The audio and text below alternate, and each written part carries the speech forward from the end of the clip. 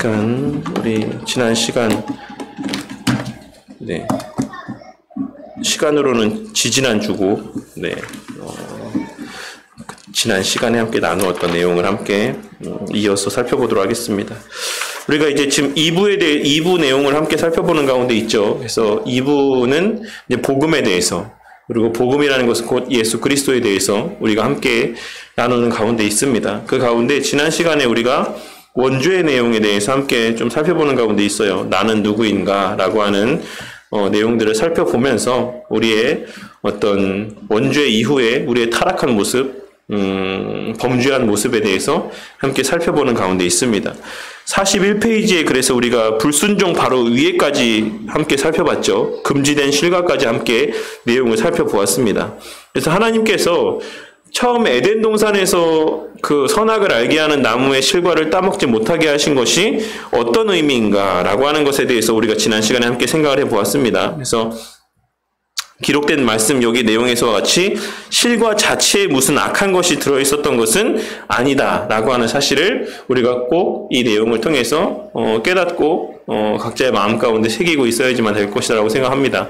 그냥 동산 중앙에 가장 심겨져 있는 나무였을 뿐인 것이지 그 나무 자체가 어떤 특별한 나무는 아니었다. 라고 하는 사실을 우리가 꼭 기억해야지만 되는 것이고, 하나님께서 그 나무를 가리켜서 이 나무의 실과를 따 먹으면 그러면 너가 선과 악을 구별할 수 있게 될 것이다.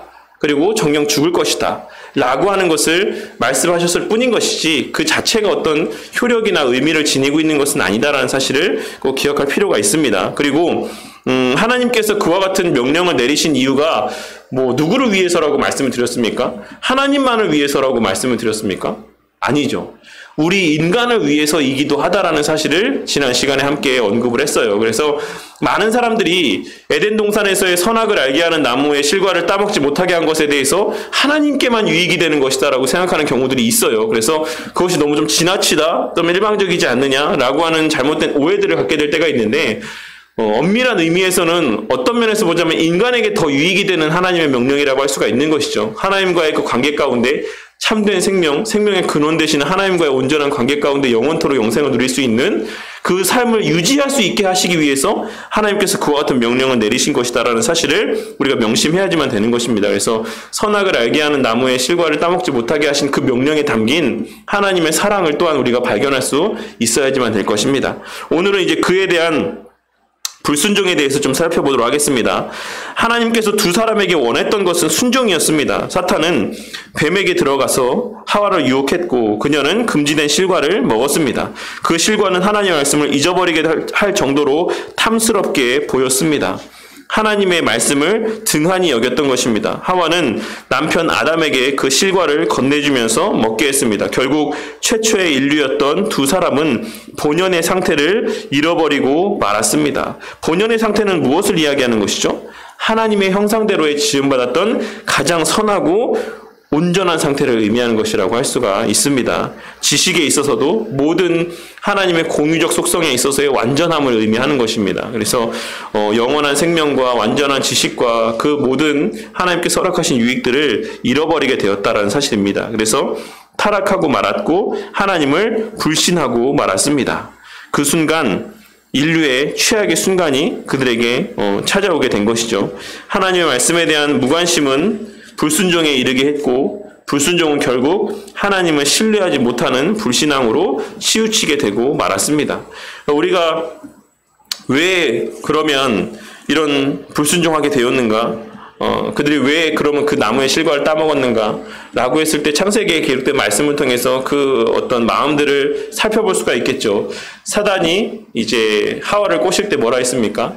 하나님과 같아질 것이다 라고 이야기했다는 것이에요. 그래서 그 경계선이 사라지게 될 것이다. 너와 하나님 사이에 그 구분짓는 그 선이라고 할 수 있는 그 선악의 나무의 어떤 그 경계선이 사라지게 될 것이다. 그러면 자연스럽게 일반적인 논리에 의하면 선이 사라지면 당연히 그 경계선이 없어짐으로 인해서 같아지게 되는 것이죠. 근데 오히려 그렇지 않았다라고 하는 것을 우리는 성경의 기록을 통해서 확인할 수가 있는 것입니다. 그러니까 지극히 그가 아무리 온전한 하나님께 허락받은 온전한 지식과 지혜를 갖고 있었다고 할지라도 그 지식은 어디까지나 또 제한된 인간이 갖고 있는 피조물의 지식이었다라고 하는 사실을 우리가 그와 같은 사실들을 통해서도 모습들을 통해서도 확인할 수가 있는 것입니다. 그래서 이제 그 결과로 그 경계선이 이제 허물어지고 하나님과의 그 관계가 깨어지게 됨으로 말미암아서 그들에게는 영적인 죽음이 또 경험되어지게 되었다라는 사실을 우리는 잘 알고 있습니다. 금지된 실과를 먹게 된 두 사람은 부끄러워하며 무화과 잎으로 나무 잎으로 자기의 몸을 가리고 하나님의 낯을 피했습니다. 이게 뭘 의미합니까? 결국 아무런 장애물이 없었던 하나님과 우리 사이의 관계에 있어서 아무런 걸림돌과 거리낌이 없었던 그 관계가 이제 거리낌이 생겼다라는 것이에요. 걸림돌이 자리하게 되었다라는 것입니다. 그래서 그들은 자기의 몸을 가리게 되었다라는 사실입니다. 그래서 이것이 훗날 계속해서 무엇으로 갑니까? 장막으로까지 이제 하나님과 그 사이가 가리워지는 나뉘어지는 장막으로까지 이어지게 되는 것이죠. 그러니까 그 이후에 그 사이에 아무런 스스럼 없이 하나님을 대면할 수 있는 그 관계가 깨어졌다라는 사실을 우리가 확인할 수가 있는 것입니다. 하나님은 그들에게 찾아오셨습니다. 무엇을 했냐고 묻지 않으시고 내가 어디 있느냐라고 물으셨어요. 그러니까 이게 무슨 말입니까? 악행을 추구하신 것이 아니라 그들이 누구인지를 물으셨다. 내가 어디 있느냐가 그들이 누구인지를 물으시는 질문이다 라고 이야기하고 있는 것이죠. 이게 무슨 말입니까? 그러니까 이 인간 본래 처음에 하나님으로부터 창조받았을 때에 이 아담과 하와의 본질이 무엇이라고 말씀하고 있는 것이죠? 하나님 앞에 있는 게 그들의 본성적인 모습이다라는 사실을 말씀하고 있는 것이에요. 왜 내가 너희들을 내 앞에 있는 자로 창조했는데 너희들이 지금 어디 있느냐라고 하나님께서 묻고 있는 거예요. 그러니까 왜 너희들이 그 처음에 지음받았던 그 모습대로의 그것을 잃어버렸느냐라고 묻고 있는 것이죠. 그러니까 그들의 악행을 추구하고 있으신 것이 아니라 그들이 지금 누구인가? 너희들의 지금 모습이 어떠한가? 라고 하는 것을 묻고 있는 것이라 할 수 있는 것입니다. 그래서 그들은 핑계를 대면서 그 책임을 하나님께 돌렸다라고 하는 사실을 우리는 창세기에 기록된 말씀을 통해 잘 알고 있습니다. 하와는 뱀 때문에 그랬습니다. 사탄 때문에 그랬습니다. 아담은 하나님께서 내게 주신 하와 때문에 그랬습니다. 이렇게 책임을 전가하게 되는 것이죠. 이것은 태초에 아담에게서부터 이어져 왔던 우리 안에 자리하고 있는 본성인 것입니다. 우리가 누군가의 탓으로 돌리는 것. 내가 누구 때문에 그랬다. 이런 환경 때문에 그랬다. 사람 때문에 그랬다. 여러 가지 여건들 때문에 그랬다. 라고 하는 것은 인간이 갖고 있는 악한 본성이라는 사실을 우리가 아담과 하와의 모습을 통해서도 확인할 수가 있는 것입니다. 그리고 마침내 두 사람은 에덴 동산에서 추방을 당했습니다. 이것은 영적인 죽음을 의미합니다. 그러니까 이것을 통해서 가시적으로 하나님께서 하나님과 아담과 하와 사이의 관계가 끊어졌다라는 사실을 이런 어떤 상징적인 행위를 통해서 나타내 보여주신 것이죠. 그래서 그것이 또한 죽음이다라고 하는 사실을 하나님께서 말씀하고 있는 것입니다. 하나님과의 관계가 끊어지게 된 것입니다. 더 이상 하나님을 대면할 수 없게 되었습니다. 하나님과의 교제가 상실되고 말았다라는 사실입니다. 죄를 범할 수도 있고 범하지 않을 수도 있는 상태에서 타락한 상태가 되고 말았습니다. 하나님의 말씀보다 자신의 판단을 더 중요하게 여겼기 때문에 그들은 영적인 죽음을 맞이하게 되고 말았다라는 사실입니다. 여기서 우리가 좀 주의해서 볼 게 있어요. 아담과 하와의 상태는 제가 어떻다라고 말씀을 드렸습니까? 온전한 상태였다라고 말씀을 드렸어요. 아주 온전한 상태. 그 지식이 진짜 우리와는 비교할 수가 없는, 물론 아담과 하와도 어느 정도의 제한선이 있는 피조물로서의 제한된 지식이라 할 수 있지만 우리와는 비교했을 때는 정말 비교할 수가 없는 그런 완전하고도 온전한 지식을 갖고 있는 사람이었다는 사실입니다. 그런데 그 자신의 판단을 중요하게 여겼을 때 그들은 잘못을 범하고 하나님과 관계가 깨어지는 결말을 맞이하게 되었어요. 그렇다라고 하면 여전히 죄성으로 오염되어 있는 우리의 생각과 우리의 판단은 어떠합니까? 뭐 말할 것도 없겠죠. 근데 오늘날 살아가는 수많은 사람들이 하나님의 뜻보다 내 생각, 내 가치, 내 이념, 내 어떤 뜻을 더 우선할 때가 많이 있다라는 것입니다. 여전히 오늘날에도 사단은 우리를 향해서 우리의 뜻이 더 귀하고 가치 있다, 지혜롭다라고 우리를 그렇게 착각하게 만든다라는 사실입니다. 우리가 이 내용을 통해서 우리의 생각과 가치 판단이라는 것이 얼마나 정말 무가치한 것인지 연약한 것인지를 발견할 수 있어야지만 되는 것입니다. 그들에게는 육적인 죽음도 예고가 되었습니다. 그들은 사탄의 음흉한 제안을 뿌리치지 못했습니다. 타락 이후로 인간은 바르게 판단하고 생각하고 행할 수 없는 무능력 무능력한 상태가 되고 말았다라는 것입니다. 다시 말해서 선을 향한 영의 기능이 전혀 작동하지 않는 영적인 죽음 가운데 빠지게 된 것입니다. 라고 이야기를 하고 있어요. 그래서 제가 예전에도 이제 인간의 상태에 대해서 말씀을 드리면서 타락 이전, 타락 이후, 그 다음에 거듭남 이후, 그 다음에 천국에 간 이후, 이렇게 네 가지 상태에 대해서 말씀을 드린 적이 있었죠. 그래서 타락 이전에는 선을 행할 수도 있었고 악을 행할 수도 있는 상태였다. 그런데 타락 이후에는 선을 전혀 행할 수 없고 악만을 행할 수 있는 상태였다라고 말씀드렸고, 그 다음에 거듭난 이후에는 우리가 선을 행할 수 있는 다시금 그와 같은 능력들을 허락받았다라고 말씀을 드렸습니다. 그리고 마지막 천국에 가서는 악을 전혀 행할 수 없는 완전한 선의 상태로 우리가 변화되어진다라고 말씀을 드렸어요. 이 네 가지 상태에 대해서 한번 기억을 하시고 있으시면 될 것 같고, 우리가 이제 선을 향한 영의 기능을 전혀 작동할 수 없는 그런 영적인 죽음 가운데 빠지게 되었다라고 하는 것을 생각하면서 우리 성도님들이 아마 다들 한 번쯤 들어보셨을 거라고 생각하는데, 인간은 본래 악하냐 선하냐 라고 하는 내용들에 대해서 어떤 주장들이 있죠? 잘 아시겠지만 성선설이 있고 성악설이 있고 성무선악설이 있습니다. 그 성선설은 누가 주장을 했습니까? 순자가 주장을 했죠. 맹자가 주장했죠. 맹자가 성선설을. 그래서 사람은 본래 날 때부터 선한 존재로 지음받았다라고 주장을 했고, 성악설은 순자가 주장을 했습니다. 사람은 날 때부터 악한 존재로 지음을 받았다. 그리고 성무선악설은 이제 유럽에서는 존 로크라고 하는 사람 철학자가 주장을 하기도 했지만 중국에서는 고자라고 하는 사람이 주장을 했어요. 근데 우리가 이 가운데서 뭐가 우리가 믿고 있는 사람에 대한 본성에 대한 의견과 일치한다라고 생각을 하십니까? 우리가 많은 경우에 이제 성악설이 우리가 생각하는 인간에 대한 어떤 판단과 좀 일치한다라고 생각하는 경우들이 있죠. 왜냐하면 우리가 본성적으로 악하니까. 근데 본래 처음에는 어떻죠? 처음에 지음받았을 때 엄밀한 의미에서 보자면 성선설이 맞죠. 그러니까 큰 틀에서 보자면 하나님께서 인간을 본성적으로 악하게 창조하신 것은 아니지 않습니까? 그렇지 않아요? 처음에 만약에 아담과 하와를 악하게 창조하셨다, 악한 본성대로 창조하셨다 라고 하면 그 책임이 누구에게 있는 것입니까? 하나님에게 있다라고 할 수가 있겠죠. 근데 하나님께서는 아담과 하와를, 인간을 본성적으로 악하게 창조하시진 않았어요. 처음에 하나님께서 창조하실 때 아담과 하와의 상태는 하나님께서 보시기에 좋았다라고 말씀하셨습니다. 이 말은 선한 상태 가운데 창조하셨다는 것이죠. 그래서 그와 같은 어떤 큰 전체적인 맥락에서 보자면 우리가 큰 가치를 부여하지 않았던 성선설이 사실 더 맞는 것이다라고 할 수가 있는 것이죠. 그리고 우리가 일반적으로 성악설에 대해서 이야기를 하지만 성악설도 어떤 의미에서는 우리가 믿는 인간에 대한 어떤 판단과는 일치하지가 않아요. 그러니까 앞서 말씀드린 것처럼 인간이 본성적으로 악하지 않기 때문에 그렇습니다. 그러면 인간은 어떻게 악합니까? 본성적으로 악한 게 아니면 선천적으로 악한 거죠. 선천적으로 악한 거하고 본성적으로 악한 것의 차이를 아시겠어요? 본성적으로 악한 거는 본래 처음에 지음받았을 때 본질이 악한 것을 이야기하는 것이고, 선천적인 것은 날 때부터 악한 것을 이야기하고 있는 것이에요.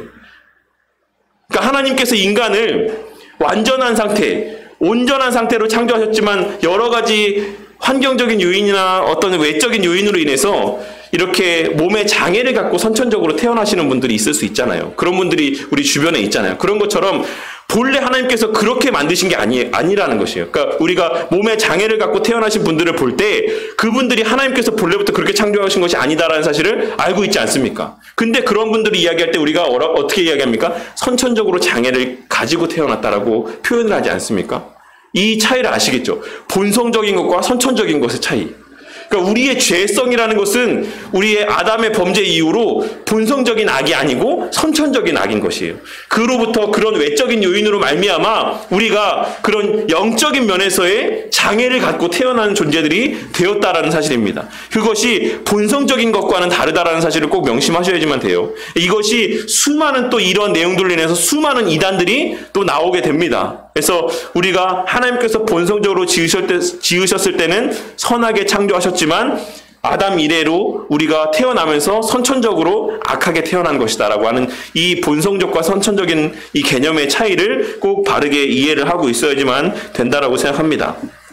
그래서 영적으로 죽은 인간은 하나님과 교제할 수 없고 하나님의 선하심을 소망하기보다 이기심으로 가득 차서 살아가게 됩니다. 이기적인 욕망을 이루기 위한 영의 기능들은 여전히 활동을 하지만 구원을 향한 또는 그분의 선하심을 향한 활동은 전혀 행할 수 없게 되었습니다. 라고 이야기를 하고 있습니다. 그래서 우리가 이 땅에서 하나님을 모르고 하나님과 관계가 회복되기 이전에 나타내 보이는 그 모든 삶의 모습은 다 선한 것이 아니다라고 하는 사실을 다시 한번 기억하시면 돼요. 그것이 설령 우리의 어떤 인간적인 시각에서 바라봤을 때는 선한 것처럼 보인다라고 할지라도 하나님 편에서 봤을 때 하나님이 배제된 그 어떤 행함이라도 선한 것이 될 수 없다라는 사실을 우리가 잊지 말아야지만 되는 것입니다. 그래서 이제 43페이지, 인간의 의지는 하나님보다 자신을 위해서 더 민첩하게 움직입니다. 이런 상태를 타락한 상태라고 이야기를 합니다. 또는 영의 기능이 부패했다라고 이야기를 합니다. 인간은 타락했고 인간성은 부패했습니다. 초대교회 시대의 신앙 인물들은 이런 타락을 초래한 것을 원죄라고 불렀습니다. 이 원죄는 모든 범죄의 원인이 됩니다. 라고 이야기를 하고 있죠. 그래서 성경에서 죄라는 말이 단수로 사용될 때는 원죄를 지칭하고 복수로 사용될 때는 그로 말미암는 범죄, 곧 자범죄를 이야기하는 것이죠. 자범죄를 의미하는 것입니다. 라고 해서 그래서 이것을 어떤 경우에는 육체의 일이라고 부르기도 합니다라고 이야기를 하고 있습니다. 그래서 이 부분에 대해서 우리가 좀 더 이렇게 깊이 있게 좀 생각을 해보고 오늘은 좀 여기까지 살펴보고 좀 마치는 시간을 마치도록 하겠습니다. 그래서 원죄, 다시 한번 이거를 이미 우리 성도님들 여러 번 들으셨지만 다시 한번 또 짚고 넘어가도록 할게요. 이 파트를 다루는 부분에 있어서는 다루는 해당되는 내용에 있어서는 계속 동일한 내용을 계속 반복해서 말씀드리도록 하겠습니다. 그래서 그냥 나중에 딱 이런 내용들을 접하게 되면 자연스럽게 그 내용들이 떠오르도록. 원죄가 뭐로 구성되어 있다라고 말씀드렸습니까? 원죄는 뭘로 구성되어 있다고 이거 여러 번 우리가 나눴는데 원죄의 구성, 원죄는 뭐로 구성되어 있다. 또, 네, 가물가물하시죠. 뭐 들었던 것 같긴 한데, 죄책과 오염으로 구성되어 있다라고 말씀을 드렸어요. 아담의 범죄함 이후로 초래된 결과, 그 후손들에게 미쳐진 영향, 이것이 어떤 모양으로 나타나냐면, 이렇게 죄책과 오염으로 나타났다라는 것이에요. 그 자손들에게. 죄책은 뭐라고 말씀드렸습니까? 죄책은 또 뭐로 구성되어 있다라고 말씀드렸죠? 이건 좀 기억하시지 않을까요? 네. 제 소망과 바람입니까? 죄책은 뭘로 구성되어 있다라고 말씀드렸습니까? 범책과 벌책으로 구성되어 있다라고 말씀드렸잖아요. 그래서 벌책은 뭐라고 말씀드렸어요? 벌. 우리가 받아야 될 벌이 뭡니까? 사망이잖아요. 사망의 형벌, 죽음. 그러니까 아담 이후로 태어나는 모든 사람들은 그 하나님과의 관계의 단절, 그 죽음 가운데 태어난다라는 것이에요. 그것이 아담의 범죄함으로 인해서 그 후손 모든 이들에게 계속해서 전가되어지는 죄의 원죄의 효력인 거예요. 또 그럼 범책은 뭐라 했습니까? 범책. 그 죄를 범했다라고 하는 사실 자체를 의미하는 것이죠. 저 사람은 죄인이야 라고 하는 그 칭함, 호칭, 판단과 평가, 이것이 계속해서 뒤따라서 그 자손들에게 계속해서 내려오는 거예요. 쟤는 죄인이야. 쟤는 죄를 범한 사람이야. 그 후손이지만 그 사람 자체도 죄인이야 라고 하는 딱지가 계속해서 그 자손들에게는 따라오게 된다는 것이에요. 이것이 죄책에 포함되는 벌책과 범책입니다. 또 앞서 언제는 또 뭐로 구성되어 있다고 말씀드렸습니까? 죄책과 하나는 뭐라고요? 오염이라고 말씀드렸잖아요. 오염. 오늘 우리가 나눈 내용에서처럼 그 이후로 선천적으로 이제 오염된 본성 가운데 태어나게 된 것이에요. 본성이 잘못되게 지음받은 게 아니라 완전하게 하나님께서 창조하신 그 본성이 오염된 상태 가운데 태어나게 된다는 것이 그 모든 자손들이. 그래서 선천적으로 죄된 본성들을 지니고 태어나게 된다는 것이에요. 그래서 우리가 잘 알고 있지 않습니까? 나쁜 일들은 자녀들에게 가르쳐주지 않아도 자녀들이 알아서 때가 되면 저절로 습득해서 그런 악한 행동들을 해요. 근데 학교에서 선한 일들을 어떻게 합니까? 지속적으로 계속해서 이것이 선한 거야, 이렇게 살아야 되는 거야, 이게 바람직한 거야 라고 하는 것들을 계속 알려주고 가르쳐야지만 선한 일들을 행하면서 그런 부분적이고 제한된 것이긴 하더라도 그렇게 살아갈 수가 있는 것이에요. 그러니까 우리가 죄를 행하는 데 있어서 악을 행하는 데 있어서는 선천적으로 빠르게 그렇게 누가 가르쳐주지 않아도 죄를 범할 수 있는 그런 오염된 상태 가운데 우리가 태어나는 것이죠. 그래서 이 죄책의 부분은 무엇을 통해서 해소가 된다라고 말씀드렸습니까? 이 죄책의 문제는 무엇을 통해서 해결이 되는 것이다라고 말씀드렸죠? 예수님의 십자가 대속의 사역을 통해서 이 죄책의 문제가 해결이 되는 것이다라고 말씀을 드렸습니다. 그래서 인간의 죄책, 이 벌책은 예수님께서 십자가상에서 우리를 대신해서 완전한 인간으로서 무결한, 흠결이 없는, 죄가 없는 상태에서의 인간으로서의 그 모든 죄의 책임을 짊어지고 죽으심을 통해서 그 죄의 삭세에 대해서 다 지불하셨고, 또 이 죄인이라고 하는 이 딱지, 우리가 죄를 범한 사람이라고 하는 이 딱지를 뭘 통해서 바꿔주셨습니까? 의인으로. 예수님께서 이 땅에서 행하신 율법을 완전하게 다 성취하신 그 의로움을 우리 가운데 주셨다라고 말씀을 드렸잖아요. 그래서 그 예수님의 의가 우리에게 전가되어짐을 통해서 우리는 이제 더 이상 죄인이라고 불리지 않고 예수님의 의가 덧입혀짐으로 우리는 의인으로 여김받게 된다라고 말씀을 드렸죠. 여김. 우리가 죄인이지만 여전히 이 속에 있는 사람은 여전히 이 땅에서 지내는 가운데 후패하고 아주 그냥 죄성이 남아있는 그런 인간이지만 우리 가운데 그 십자가 보혈의 은혜가 덮어짐으로 말미암아 예수님의 의로움이 우리 가운데 덮여짐으로 말미암아 우리가 이제는 하나님 앞에 어떤 존재로 여김받는다고요? 의로운 존재로 여김받는다는 거예요. 그러니까 하나님께서 우리를 보실 때 우리를 더 이상 죄인이라고 보지 않으시고 우리를 의인으로 보신다라는 것이에요. 왜? 예수님의 성취하신 의 때문에. 그래서 예수님께서 십자가에 달려 죽으실 때 그 위대한 그 교환, 그것이 뭐의 교환이라고 말씀드렸습니까? 우리의 죄가 예수님께로 전가되고 예수님의 의로움이 우리에게 전가되고 이 두 가지의 쌍방교환이 이루어지는 것이라고 말씀을 드렸어요. 이것을 우리가 영어로 표현하면 Great Exchange라고 말씀을 드린다라고 여러 번 말씀드렸습니다. 그래서 이것을 절대 잊으시면 안 돼요. 우리가 우리의 어떤 행함을 통해서 의인이 된 게 아니라는 것입니다. 우리가 의인이라 칭함받는 것은 오직 누구 때문이다? 예수님 때문이다. 우리의 모든 죄의 삭시 사라진 것은 누구 때문이다? 예수님 때문이다. 거기에 우리가 들어갈 수 있는 개입할 여지가 있습니까? 없습니까? 없어요. 우리가 하나님 앞에 내세울 수 있는 공로는 하나도 없습니다.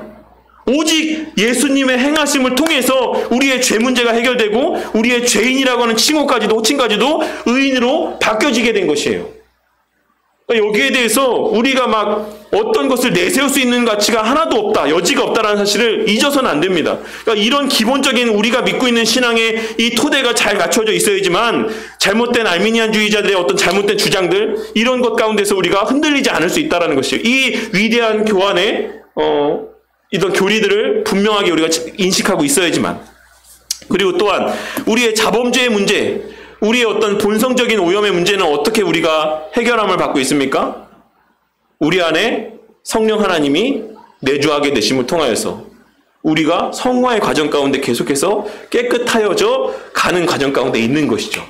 이 죄된 본성이라 하는 것, 우리 가운데 우리의 이 오염된 본성이라는 것이 그렇게 말씀과 기도와 하나님의 성령 하나님의 역사를 통해서 조금씩 점진적으로 성화되어져 가고 있는 것입니다.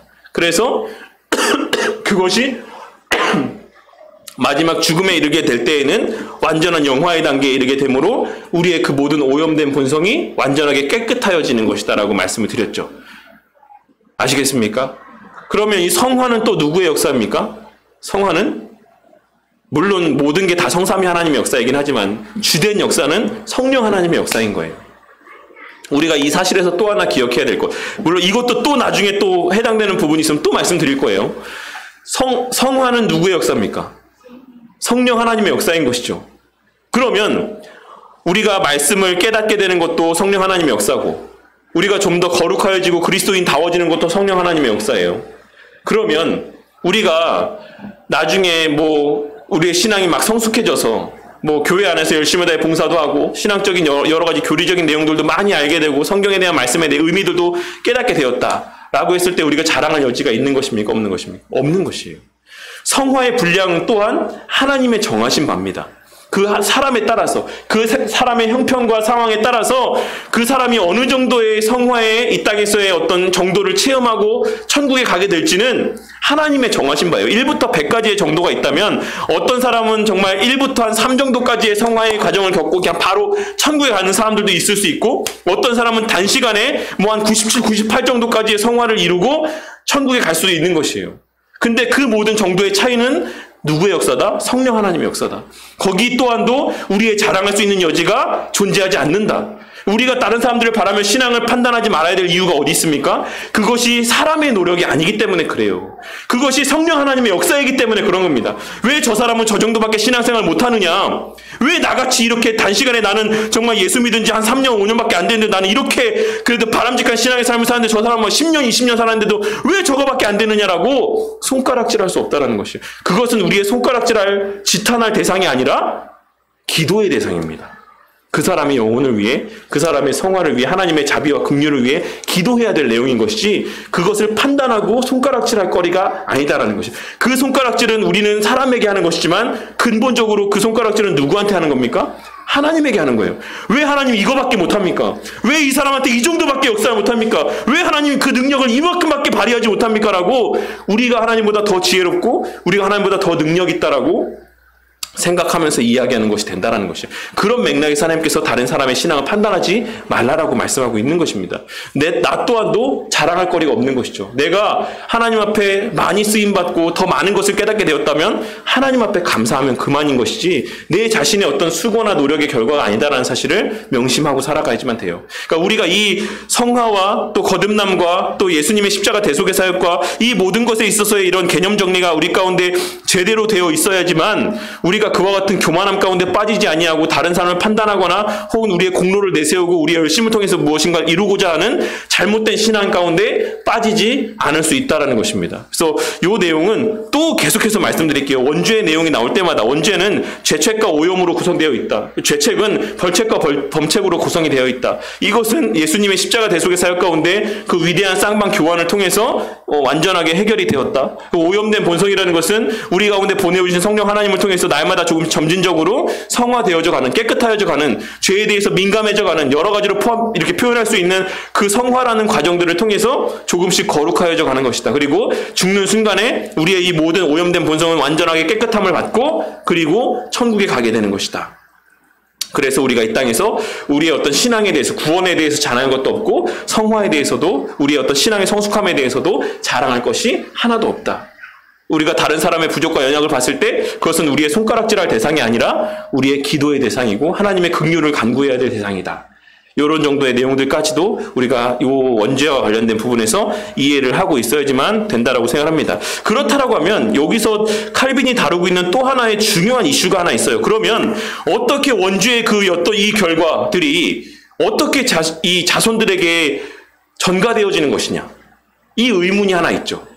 도대체 무엇을 통해서라고 생각하십니까? 이 죄책과 오염이라고 하는 이 원죄로 인한 초래된 결과가 어떻게 이 자손들에게 전가되어지는 것이죠?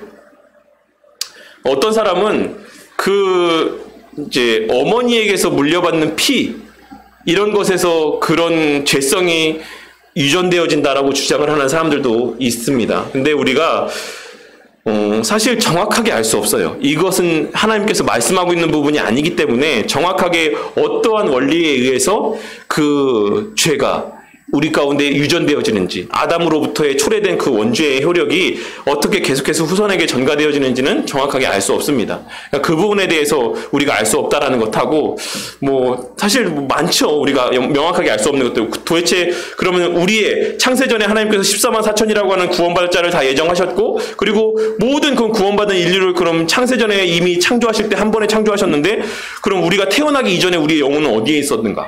이런 의문들도 있을 수 있지 않습니까? 해보시지 않았겠지만 그런 의문들이 있을 수 있죠. 하나님께서 창세전에 예비하셔서 그 영혼들을 다른 어떤 별도의 장소에 두셨다가 우리 태어날 때가 되면 그때 우리 가운데 보내주시는 건지, 아니면 우리가 어머니의 태에서 태어날 때 그때 우리 영혼을 새로 창조하셔서 그때 부어주시는 건지, 이런 거에 대한 의문들도 들 수 있는 것이죠. 하지만 어쨌든 이런 것들은 성경에서 말하고 있는 부분이 아니기 때문에 우리가 명확하게 알 수 없다는 것이고, 제가 이 말씀 어떻게 유전되는 것인지에 대해서 말씀을 드리고 있는 이유는 그 마리아의 그래서 무월경 잉태설이라고 하는 것을 주장하는 사람이 있기 때문에 그 평강 제1교회에 박윤식 목사라고 혹시 들어본 적 있어요? 옛날에? 지금은 그 이름이 바뀐 걸로 알고 있거든요.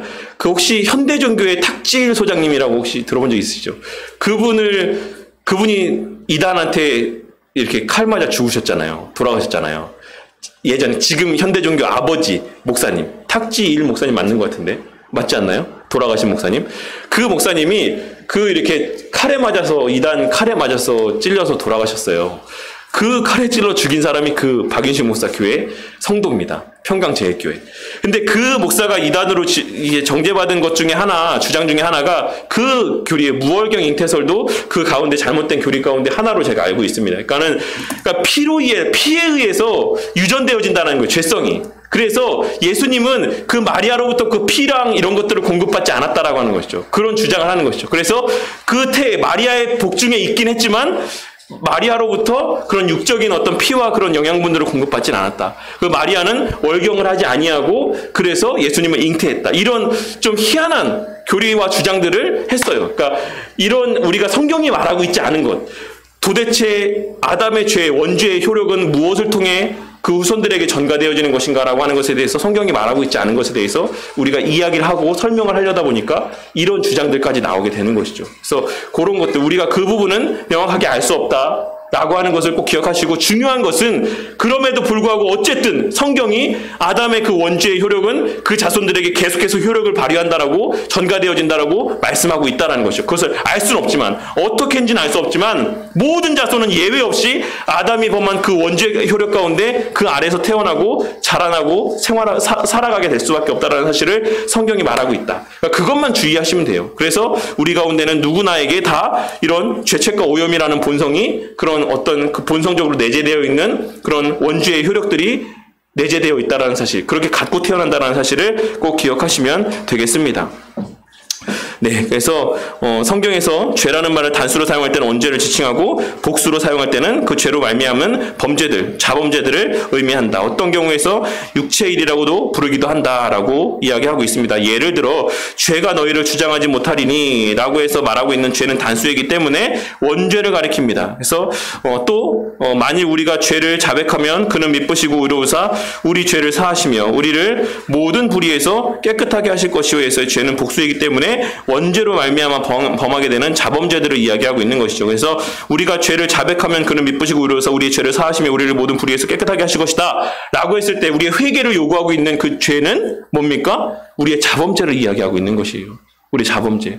원죄의 문제는 우리가 회개한다라고 해서 해결할 수 있는 부분의 문제가 아니죠. 죄책과 관련된 있는 부분은 그거는 오직 그리스도만이 해결할 수 있는 부분이라고 말씀드렸습니다. 대신에 이 자범죄의 문제, 우리의 본성적으로 내재되어 있는 오염으로 인해서 짓게 되는 자범죄에 관련되어 있는 것들은 우리 안에 내주하시는 성령 하나님께서 우리를 통해 우리의 입술로 그것을 자복하게 하시고 회개하시는 과정들을 통해서 그 죄에 대해서 점점 자유해 가게 만드신다라는 것입니다. 그것을 말씀하고 있는 것이고 이 죄가 너희를 주장하지 못하리니 라고 하는 말은 죄책과 이 벌책과 범책이 더 이상 너희에게 효력을 발휘하지 못할 것이다. 왜?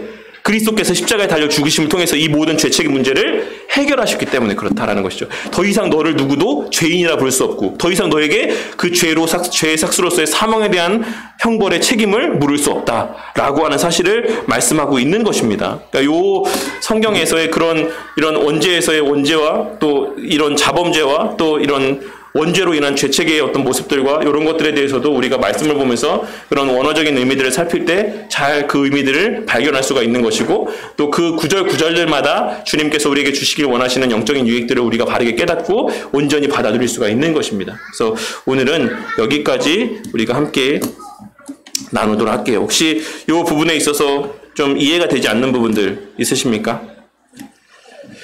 네, 오늘 우리가 함께 나눈 부분들 가운데서 이해가 되지 않는 부분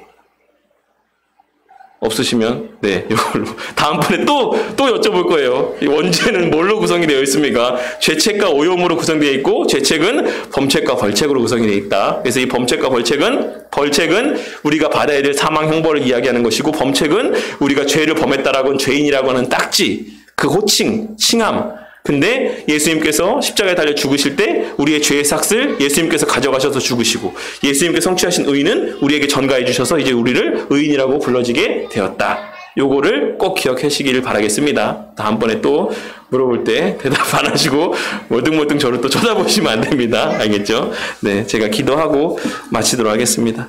하나님 감사합니다. 오늘도 우리에게 또 성경에 기록된 또 오묘한 여러 진리들의 말씀을 또 부분적으로나마 깨닫게 하시고 또 하나님께서 우리에게 베풀어 주신 은혜들에 대해서 또 다시 한번 더욱 실제적으로 구체적으로 또 깨닫게 하여 주심에 감사를 드립니다. 우리가 하나님께서 우리에게 행하여 주신 일들에 대해서 오해할 때 그 은혜들을 온전히 또한 받아 누리지 못하고 우리의 어떤 공로와 우리의 어떤 노력과 수고들을 사람 앞에 또 하나님 앞에 자랑하게 되는 우를 범하게 될 때가 있다는 사실을 잘 알고 있습니다. 주님, 우리가 우리의 구원에 있어 정말 단 한 부분이라도 하나님 앞에 사람 앞에 내세우거나 자랑할 수 있는 것이 하나도 없다라는 사실을 꼭 깨닫게 하여 주셔서 언제나 하나님의 자녀 삼아 주심에 대하여 하나님께서 사용하여 주심에 대하여 또 하나님께서 하나님의 일들 가운데 헌신하고 충성하고 또한 섬길 수 있게 하여 주심에 대하여 오직 감사함으로 겸손하게 늘 기쁨과 즐거움 가운데 그 맡겨진 일들을 성실하게 감당해 나아가는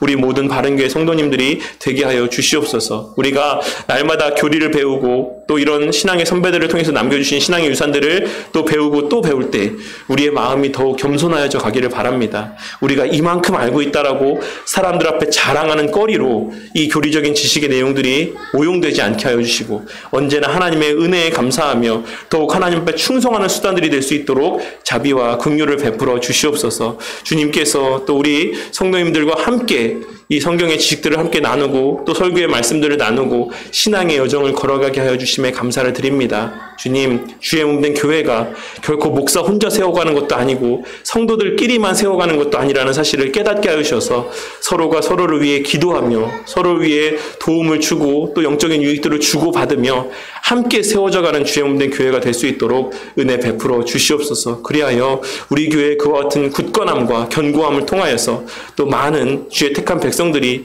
이 교회 가운데 발걸음하게 하시고 우리가 지금 누리고 있는 이 영적인 유익들을 그들 또한 함께 누릴 수 있도록 주님께서 은혜의 문을 활짝 열어 주시옵소서. 한 주의 삶이 또 시작이 됩니다. 주님, 이 한 주의 삶 가운데 함께 하시고 또 이 주중에는 또 예배당을 또 계약하는 그 모든 일정들이 계획이 되어 있습니다. 정말 은혜와 감사 가운데 또 섬김과 양복 가운데 정말 교회다운 그리스도인다운 그와 같은 모든 진행해 나아가는 과정들이 될 수 있도록 은혜 베풀어 주시옵소서. 물질이 하나님께서 베풀어 주신 은혜를 대체하고 또 그것을 경감시키지 못하도록 우리를 지켜주실 줄 믿사오며 이 모든 말씀 우리 주 예수 그리스도 이름 받들어 기도드렸습니다. 아멘.